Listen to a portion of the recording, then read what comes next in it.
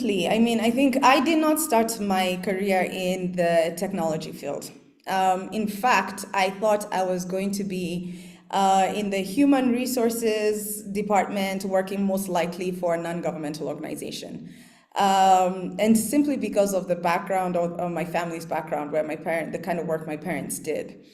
And so the moment that I realized that my life needed to take a different turn was two particular moments. One was when I was in the U.S. and it was during the subprime mortgage crisis, and people are losing jobs.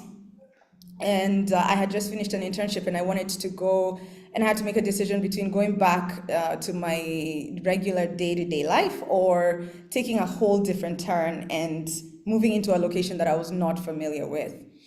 And I don't want to get too much into what my chapter is about because I do talk about this. But essentially, I started to realize that, first of all, risk is almost an acquired taste. You know, it's like somebody who takes chili for the first time, you'll choke, you know. But if you do it a little bit over time, you acquire yourself to that taste.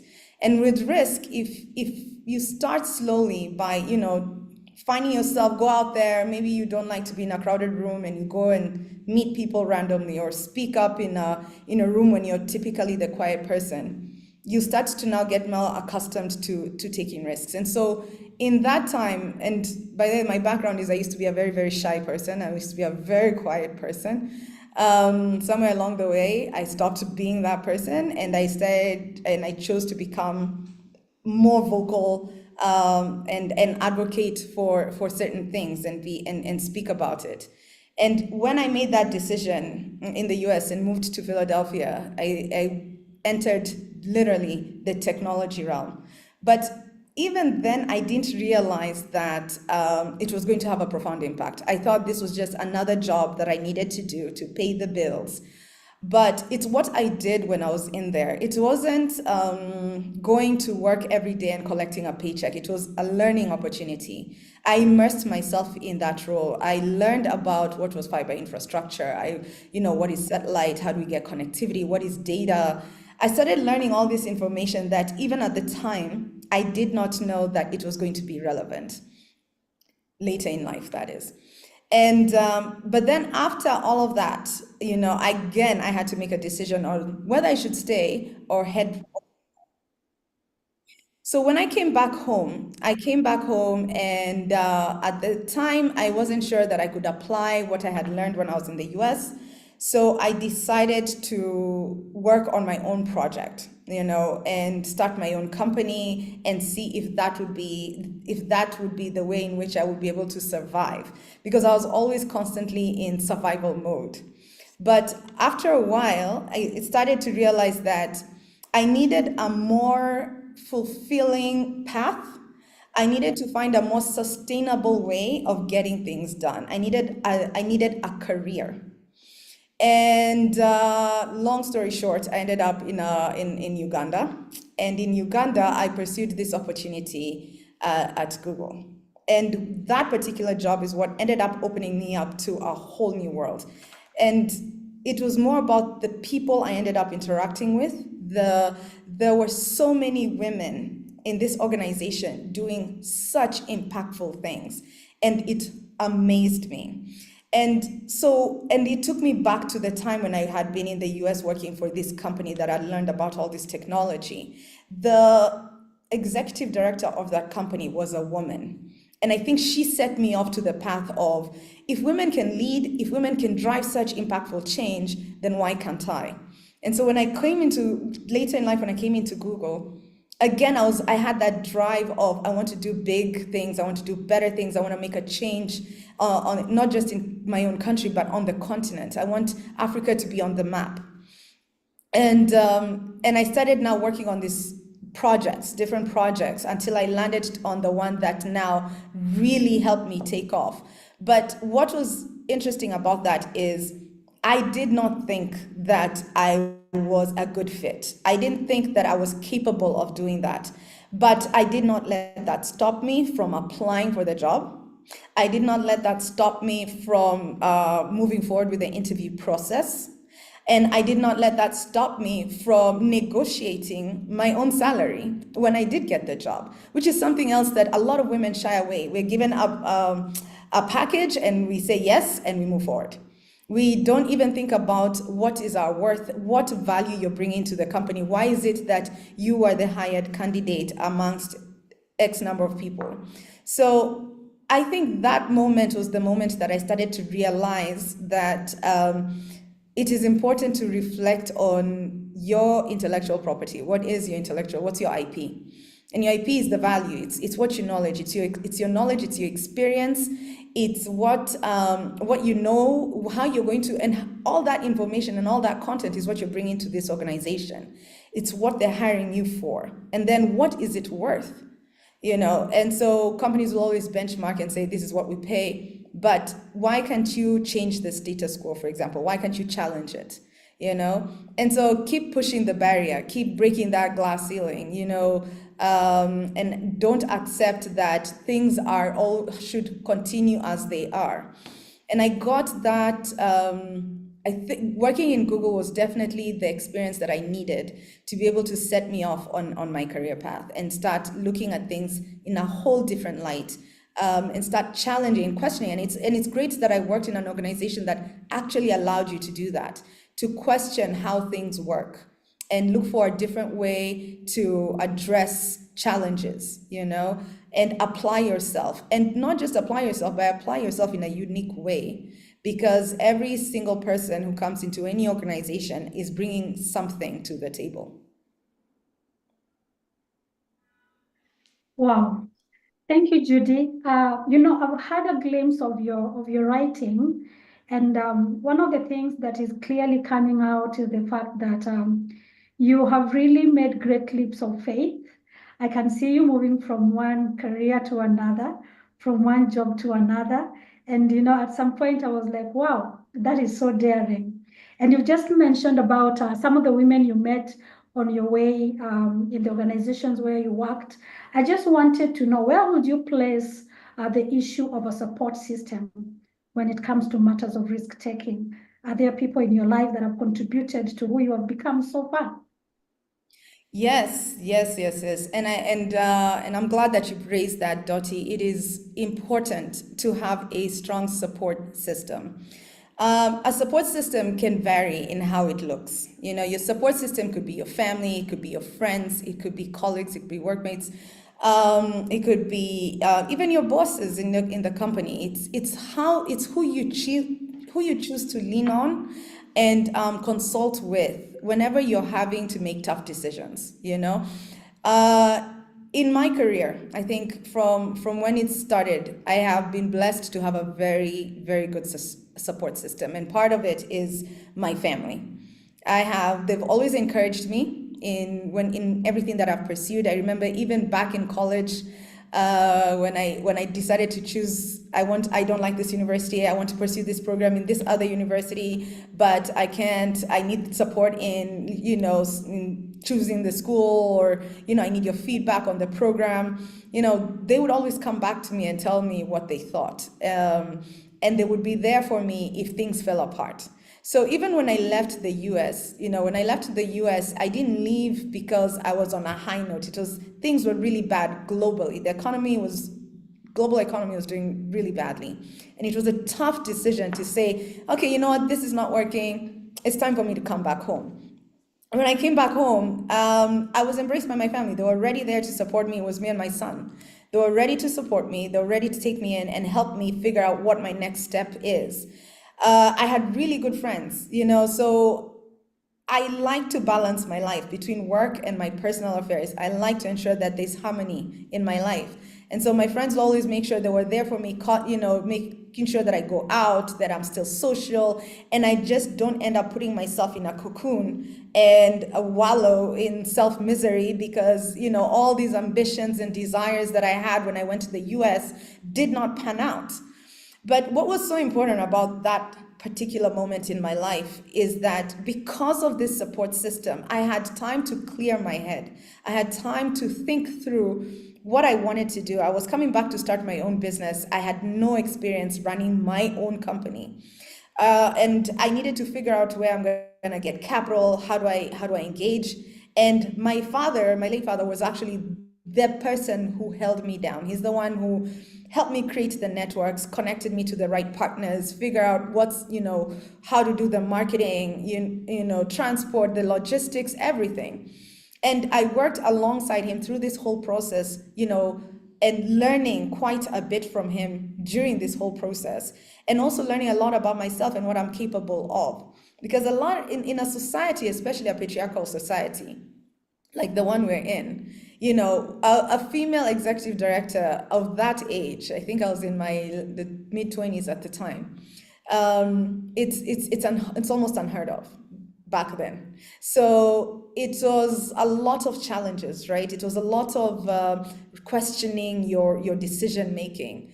And again, that support system is what you lean onto. It's the encouragement that you get that says, hey, don't worry, things will get better. You're on the right path. You're doing good things, even when you feel you're failing, or you feel that, yeah, this is not going to succeed, they're the ones who are ready to pick you up and help you, kind of leapfrog forward and venture into something new and into the next thing.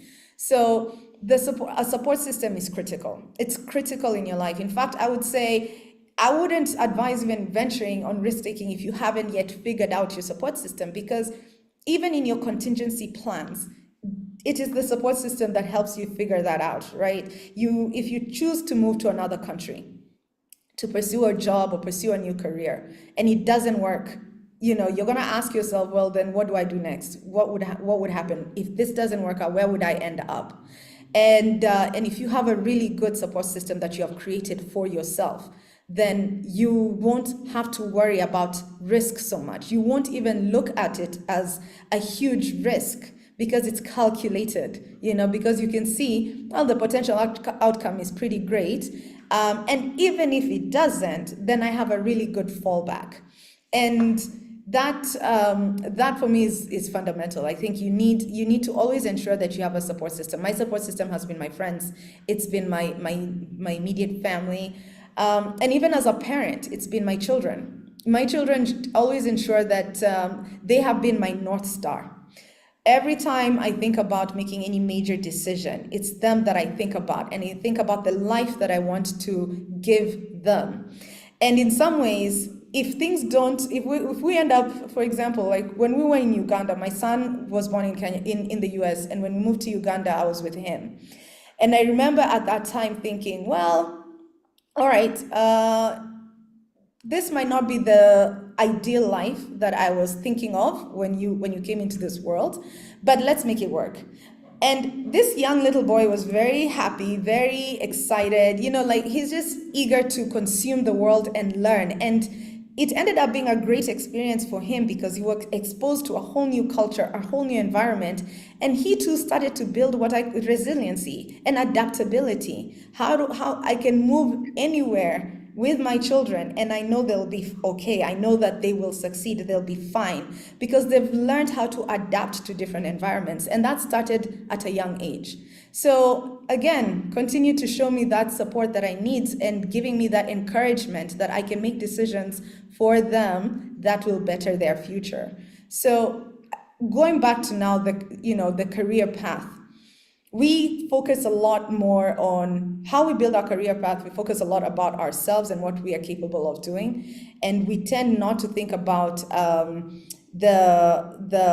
fallback and how that will kind of help us push to the next level, or we don't tap into the resources that are around us, And if that's why I keep saying, if you build that support system early, you'll start to learn who to talk to if you're planning to, maybe move to France, somebody who's lived there. Who do you talk to? If it's your first time applying for a visa because you've gotten this job opportunity, how do I go about that process? And that network that you have, that's the one you start to tap into. That's the one you start to lean on. In every situation that I've had, I've lived in different countries, and in every single situation, there's always somebody I'm going to talk to, whether it's a colleague or it's a friend or it's a family member, about what is it like to live in that country? What is it like to work in this company? What is it like to have a role like this? Project, when I was doing project management, I talked to different people who are project managers to understand what are the expectations of this role, and that again it's still part of that support system, so your support system is not a person. It's really more a network of people.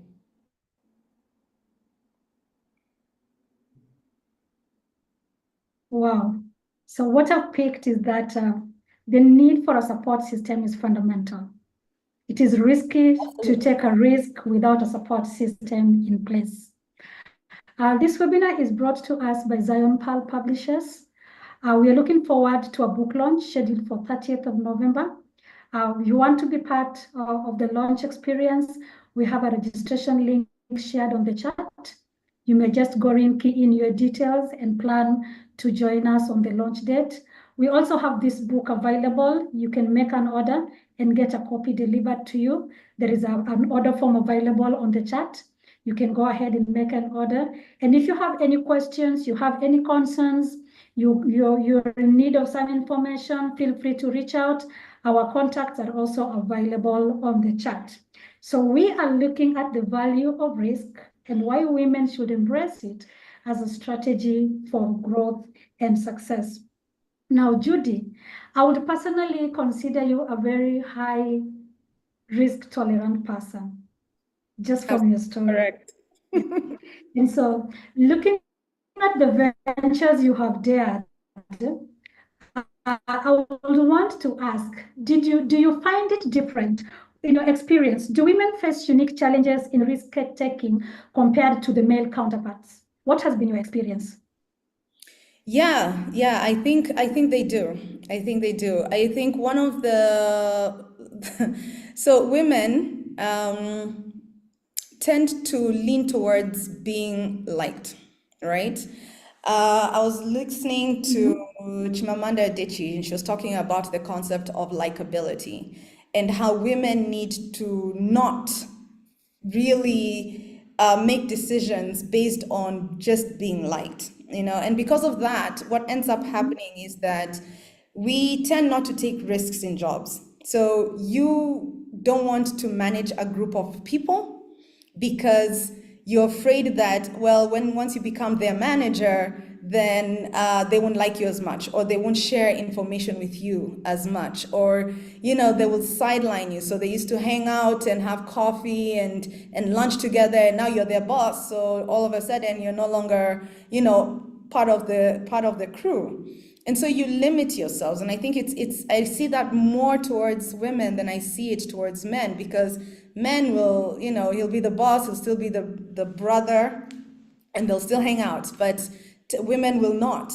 Also, women are competitive by nature, right? So you'll find in a lot of scenarios, other women will not support other women as they try to climb up the corporate ladder, and you'll find them being attacked. They'll be called names. Statistics have shown that a woman who is assertive will be called aggressive, and a woman will be labeled in a very different way than a man would if they're in a leadership position. And so because of these stereotypes, because of these perceptions in society, women now tend to shy away from taking risks that would set them off into a better career, into a better position, into a better place in life. And I've seen this throughout my career. I've seen that happening in various roles. But I would encourage women to think about the value that they bring. The world has over 8 billion people, so you're not gonna like everyone, and not everyone is going to like you, and you're not going to be everybody's cup of tea. But if you're continuing to do the right thing and you're continuing to apply yourself, then that's what really matters. If you're adding value to the organization, to the lives of the people around you, then that's what really matters. And so we should not consider ourselves or put ourselves in a position where we limit ourselves because we are fearful of how people will perceive us. And the challenges will continue to happen. It's never going to stop because the world is still trying to adapt to, women in leadership positions. It's still adapting to women owning, taking risks in their lives, even in family settings. That is still a phenomenon that is continuing to change over time, and it's not going to happen overnight. So yeah, there are different challenges, quite a number between if you compare men and women, but all challenges can be overcome. There's a way to navigate these challenges, and there's resources around you that can help you navigate those challenges. And I think the more important thing is identifying those resources and then utilizing them to help you get to where you need to be. Identifying those resources and making use of them to help you get to where you want to be. So this is Judy speaking to us, sharing, of course, her experiences on matters risk-taking. If you read her story, you'll realize she's very high on risk-taking. She says it is an acquired taste. She has acquired it. I think to her it has become normal. And I marvel at the things she has done. So encouraging. So if you have any questions, you need anything clarified, Judy is here with us. Feel free to make use of the chat, post something there. You want to comment her, you want a question answered, feel free to just post it there. She'll be having time to attend to that. Now, Judy, I know not all risks turn out successful. Sometimes we do all the calculations, we have everything in place, every factor's considered, but then still it turns out not as expected. Have you had your own experiences of risk-taking that did not turn out as planned? And what valuable lessons did you learn from those experiences? Yeah, absolutely. I mean, with every risk that you take, there's good returns, there's bad returns, right? So the one that I'll talk about is the one when I came back to Kenya to start my own business. Let's just say there was a lot of naivety on my part. I thought I'd done all the research right. I thought I had a good go-to-market plan, but because I hadn't been living in the country long enough to understand the nuances of the market, I overlooked certain things. So I ended up shutting down the business. And for me, that felt like a really big failure because I knew I was coming here to do something impactful, something that was a change maker. And I felt defeated. I felt really defeated because it took me almost over a year to come up with this game plan, to come up with this business model, to come up with this product that I was launching in Kenya. And I received such positive feedback when I talked about it, when I developed it. It was great feedback. So when I ended up, it was a risk that I moved me and my family back to Kenya to do this thing, and it was a huge risk just moving here. Then I have this business that I've started, and then I have to shut it down, and all of a sudden I have no income. I have no revenue. I have no way to cater for my kids' expenses and myself. And that was really, really worrying. But what I ended up learning from that particular moment was just, first of all, to answer your question, yes, my risk appetite is really high. Second is that I learned that I have a lot of resiliency because while I started to, think through how nothing was working, I had society, I could hear my friends, I could hear some family members talking about, things are not going well for her, the Judy's now without a job. What is going to happen to her? She has a child to raise, she's all by herself. And of course now all these external feedback starts pouring in, and my self-esteem starts now taking a downward dive, and I start wondering, okay, what am I going to do? But then I realized that I had a lot of resiliency, and I'm not one person to wallow in self-pity. So I quickly started thinking about next move. What's the next thing? What can I do next? Let me start exploring. And it's that conviction to move to the next level, to get over this failure and go on to the next thing, is what made me move to Uganda. And during that time, I learned things about the business. I learned about, what was it that made me fail? What made me fail is that I actually hadn't done a proper risk analysis on the market itself when I was developing the product. I learned that even as an executive director of a company, if you don't have enough experience behind your back, it's very hard for people to take you seriously. And I wanted to now start building that experience. I wanted to I wanted to be able to come back in a position where I can set myself up and not be challenged when I say, this is what needs to get done. And then I also learned that perseverance is important. Bad things don't last forever. They only last for as long as you want them to, because it's your decision. It's your life, and you're the one in control. So if I had continued to sit back and feel self-pity and, wait for somebody to come and provide a solution for me on what to do next, then it would have lasted probably a much longer time. But by the time I shut down the business, which was in October 2010, I moved to Uganda in December 2010. So it only took me a couple of months to figure out, this is what I'm going to do next, and this is what and let's see where this path is going to take me. And I didn't really have a long-term strategy. When I moved to Uganda, I remember it was supposed to be 3 months. I thought about moving there to launch my business there. That was what drove me there. So I was going there to do market sizing, to look at opportunities, to look for partners. And when I was doing that, my brother was living there at the time. He's the one who supported me with that process, which goes back to that original question about your support system and learning how to tap into it. And he helped me kind of navigate the market, find out what to do. And then he also helped me find a job that would hold me down as I continued to pursue this market, this venture, this new business venture. And in the process of doing that, I came to the realization that no, this business will not be successful here. And so I didn't need to fail twice. I had learned what I learned in Kenya. And while I tried to adapt it to Uganda, I realized it wouldn't work there either, because this product was not ready for this market.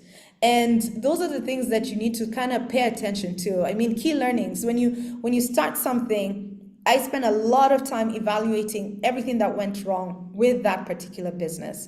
Even the choice of partners that I had, which for me, those were really great partners. But again, we realized that it was a very risky product and the market just wasn't ready. And the volume of claims, it was just too high. So it was unsustainable. So I learned this, and when I took that learning and applied it to this other market in Uganda, I came to the same realization that if I did launch it, it would fail here too. Because what it needed for us to be able to make it successful, we were not able to get it at that time. And so that's why I ended up continuing to work. But again, the company that I was working for at the time, the one that was helping me pay my bills, it wasn't in the field that I wanted to be in. And in that moment is when I started to feel like, okay, where should I, what should I do? Should I go back to Kenya? Should I start all over again? What should I do? And shortly after is when I got now this opportunity to work at Google, and that I ended up embracing simply because I had some inclination of technology, not as much as I do today. I mean, obviously over time I have learned way more, but I had some inclination at that time, and I thought that was just enough. That was just enough for me to take this leap of faith, to take this career and set me off. And that's how I ended up happening. I think that's how I started learning the importance of evaluating these failures and how certain failures in life can turn out to be one of the greatest successes. Because had I not failed in Kenya, I would not have moved to Uganda.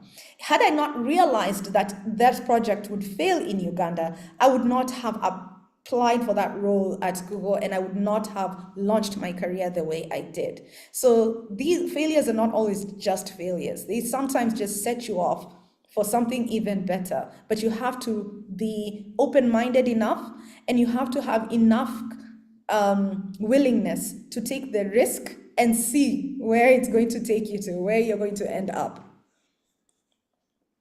Wow, I'm loving your story. So insightful, so informative. Thank you for sharing. Wow, I hope someone is feeling the way I'm feeling. So much good coming from that conversation. And we have a question for you, Judy. Mercy Gitimu asks, thank you, Judy, for the insightful and great tips. What are some of the resources you have utilized to navigate workplace bureaucracy? Good question, good question. And yes, that is quite common in the corporate world. But one of the biggest ones is knowing my skill set. In the book, I talk about skill sets quite, and if you'll see me repeat it quite often in in my chapter. I understand my skills. I understand what I bring as value to the company, you know. And so whenever I see situations where people are being undercut, overshadowed, then I try to figure out basically the pecking order inside the organization, you know. Who are the influencers? Who are the decision makers? If you start understanding the framework of your company, you know, you'll start now understanding how to navigate the organization that you work for, you know. And I think that to me has been one of the key resources that I've used. And, you know, I've worked in startup environments and, you know, established organizations. And what I ended up doing a lot of time is I try to network inside the organization as much as possible. I try to get to know people as much as I can, both on a professional and personal level, if they allow you to, because then that will help you be able to navigate bureaucracies that are taking place. You know, that will help you understand who can influence whom, you know, who has authority to make decisions about what. Also, going as far as even understanding what the policies of those organizations are. If you understand what the policies are, then you can use that to your own advantage. I think if you work around that, that should help you. And then, of course, back to the support system. Even in the workplace, you should have a network of people that you can trust and you can lean on. Maybe not inside the organization; they could be, but most, I would recommend probably in the same field or same industry as you, so that when you're sharing information, you know, they have context, they understand what it is you're talking about. But in terms of resources that I have utilized, a lot of it is the network inside the company. So knowing who is who, and the policies of the company, and understanding the framework, the fabric of that particular organization. Thank you, Judy, for that elaborate response to Mercy. Mercy, I hope that was helpful. You got another question here from Jackie Mwai, and she says, thank you, Judy, for the great tips. What advice would you give the young professional on managing the glass cliff effect in today's ever-changing business? Tips that I would give to the young professionals. One is that if it's a changing environment, I think adaptability is critical. You know, the way things used to be done 10, 20 years ago when I started my career, it's very different than how things are working today. So I would advise maybe just think through your decision, how you make decisions, you know, how you aspire to get to where you need to go, you know. Jackie, your question is quite broad, so I'm trying to see, is it, you know, you're talking about advising just climbing, or, you know, or getting over the glass cliff effect? But ideally, it's I would say tap into adaptability, you know, especially in this day and age. And then communication, you know, start upskilling. right now, I think we spend more time thinking about your emotional intelligence than your intellectual, your IQ, right? Because we work with people. And so you need to understand how to navigate people when you're trying to get, when you're trying to get through that, through those effects. So, yeah, adaptability, communication, building, upskilling yourselves. Yeah.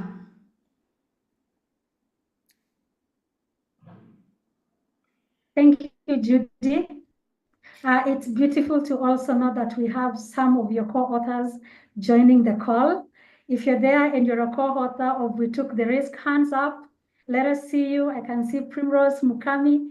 Thank you for joining in. We are honored to have you just come in and support. You know, this book we are talking about, We Took the Risk, that is to be launched on the 30th of November, has actually been authored by 13 women.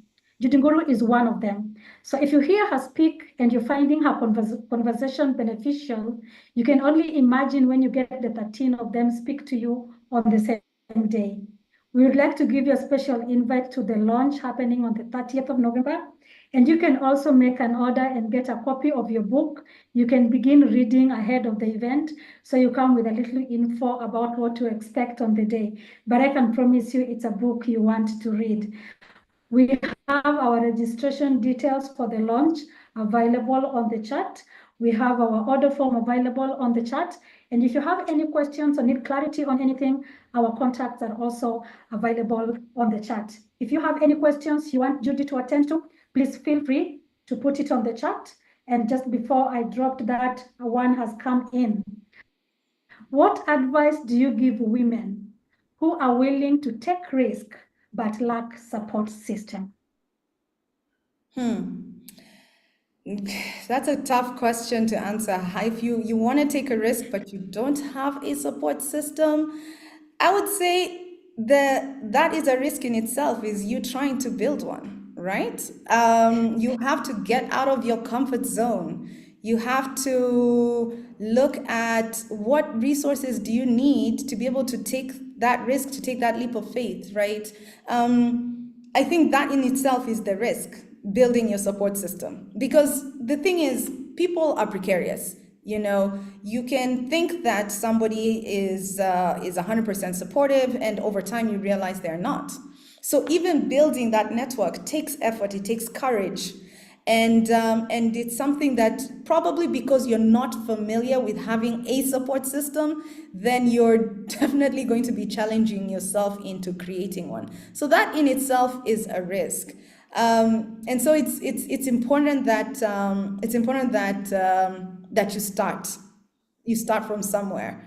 You can start with one person, or you can start with just going out there and putting yourself and being vulnerable. I think a lot of the time, if you find somebody not having a support system, it's probably because they're not being vulnerable enough to let people in and allow others to help them, to support them. So I would say first try, and then you will see that that alone has helped you overcome something that you're already fearful of.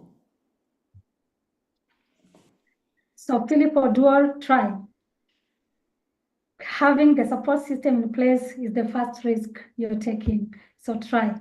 I feel that is what Judy has just said. Now, Judy, I want to believe that your experience with your very first big risk is not the same as the subsequent ones. There's always the first big risk, and then there's always those ones that come after. What advice will you give to women who are hesitant about taking their first big risk? The very first one. Okay. Well, the first advice is please calculate it.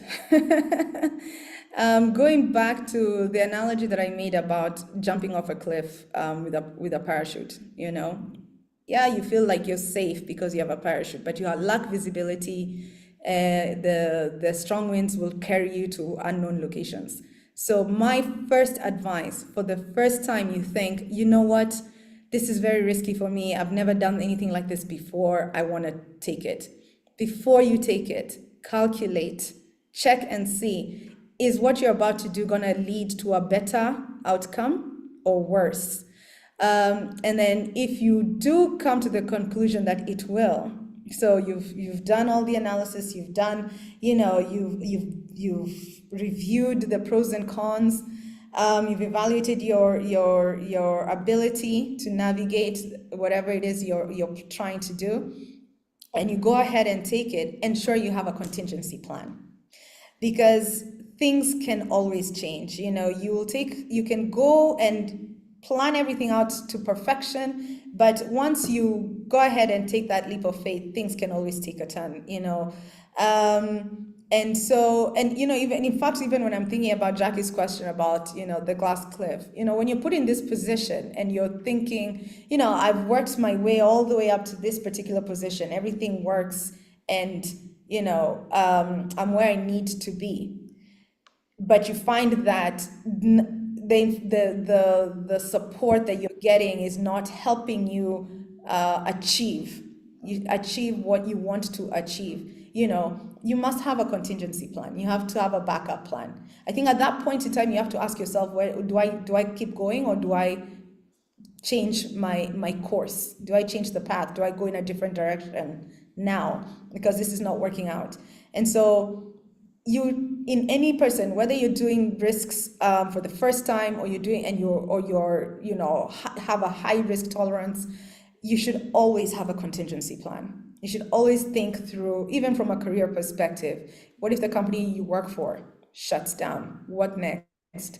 We've heard about always make sure you have at least 6 months to a year savings, right? So in your life, is that what you're currently doing? Are you able to set yourself up? Do you have investments in the right place so that if anything was to go wrong, you have a backup? So most importantly, it's the contingency plan. That for me it goes without saying when it comes to anyone who takes risks. There are people who will take risk. I'm not one of them, but there are people who will take risk and then figure it out after the fact if things don't go well. But definitely for a first-time risk taker, you will feel more comfortable if you know that you had a backup plan, just in case things don't work out the way you plan to. Have a contingency plan. That is it.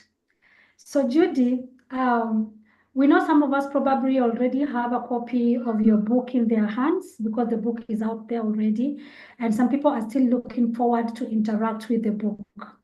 Would you please allow us a glimpse into your chapter? What are you focusing on? Just scratch the surface.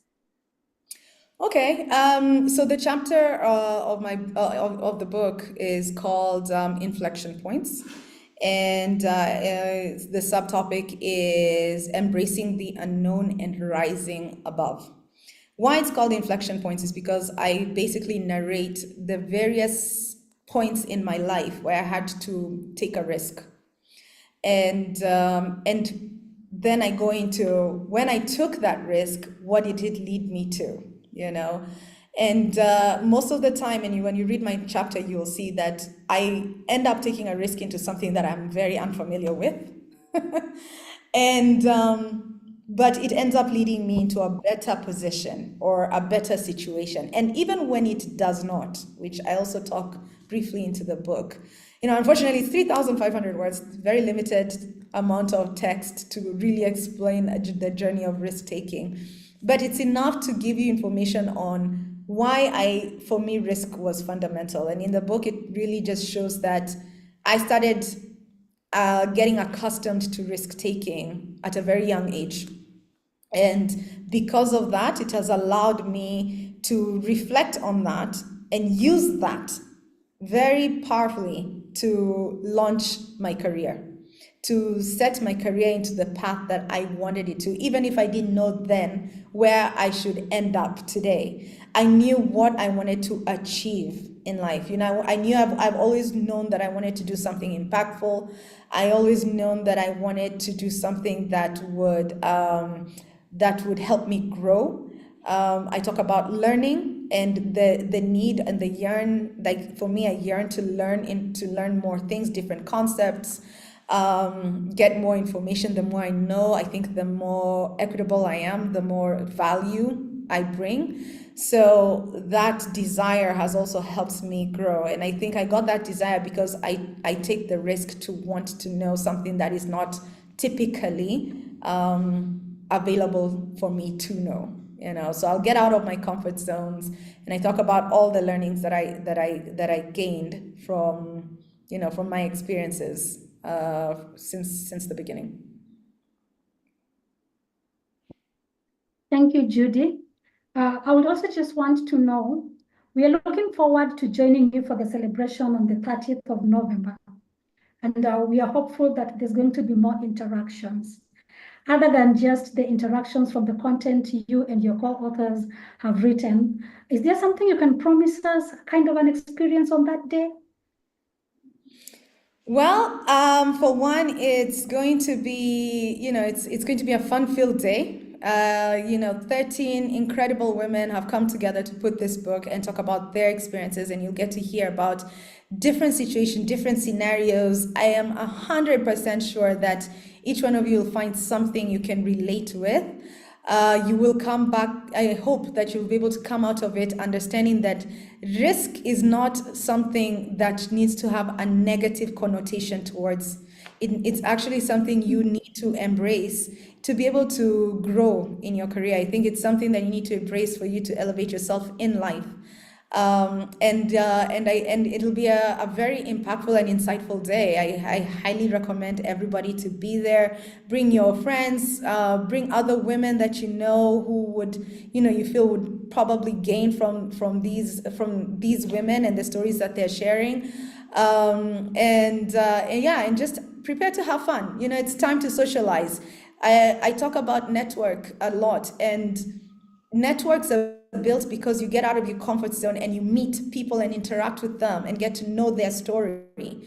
So this is definitely an opportunity to meet, many people from different organizations, from different backgrounds, different career paths, and learn from them.